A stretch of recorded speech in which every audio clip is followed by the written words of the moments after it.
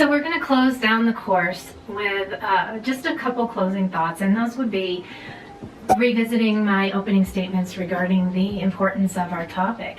And I hope that you've thought about a lot of things.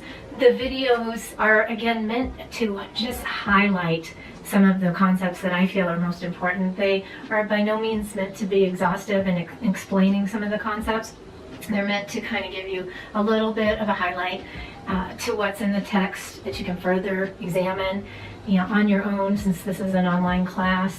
Read up on them, visit them in the text, contact me with questions if you're unsure about any of them, since I so briefly touched on them to keep these videos very short. So please don't hesitate to contact me if I didn't clarify something to the full extent, or if I just really briefly touched on something and you'd like to get a little more in depth with a concept, a theory, or a theme, because I'd be happy to do that with you. Sometimes you feel a little isolated and lost out there in an online class, and I don't want you to feel like that. And so I hope you will take advantage of that opportunity. The other thing I just wanted to tell you is that this is something I think is, again, like I said, incredibly important.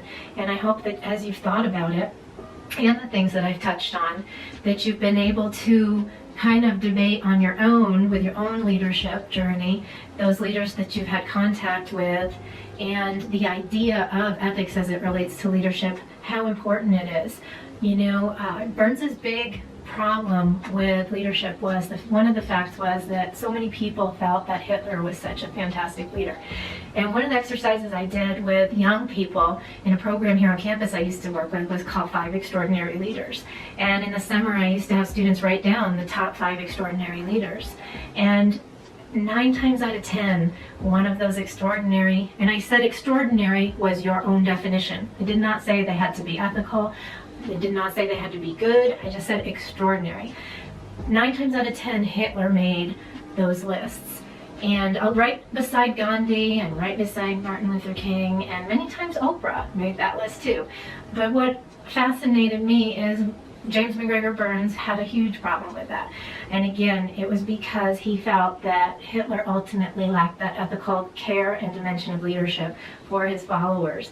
And despite his brilliant strategy and his inspiration to one group of followers, he ultimately failed his followers and his leadership, and his heinous atrocities, his unethical acts ultimately led to what he would call failure in leadership. And Kellerman says that if we look at the 20th century, arguably no other leader has influenced our idea of leadership as much as Hitler. In fact, she calls it something that she says is Hitler's ghost. His ghost kind of is present, ever present in our idea and our comparison of leadership.